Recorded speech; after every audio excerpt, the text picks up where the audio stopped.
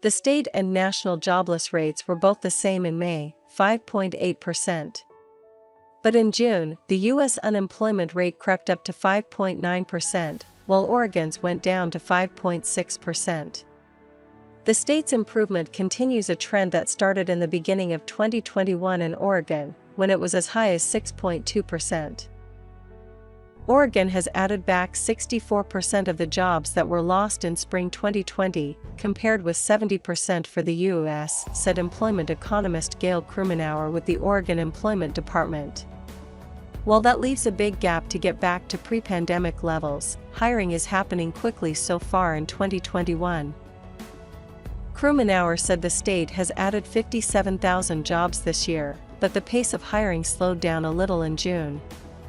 State employment officials point out that employers had been adding an average of 10,000 jobs per month since the beginning of 2021, but in June that shrank to about 7,500 additional jobs in the state.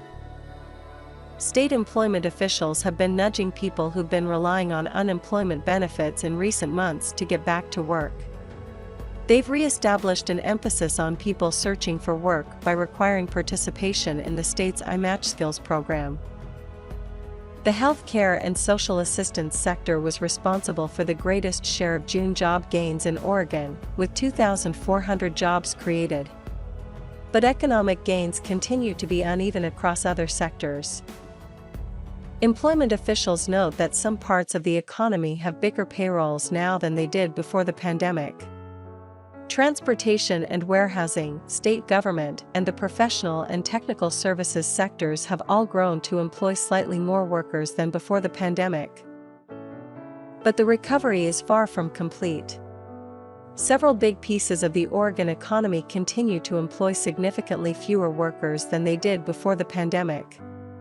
Leisure and hospitality is 22% below pre-pandemic employment levels. Several facets of manufacturing are down double digits from late 2019, and local government payrolls are down 9%. And while some employers have said they're having trouble finding workers, state employment officials noted that many out-of-work Oregonians have been in this situation for more than a year.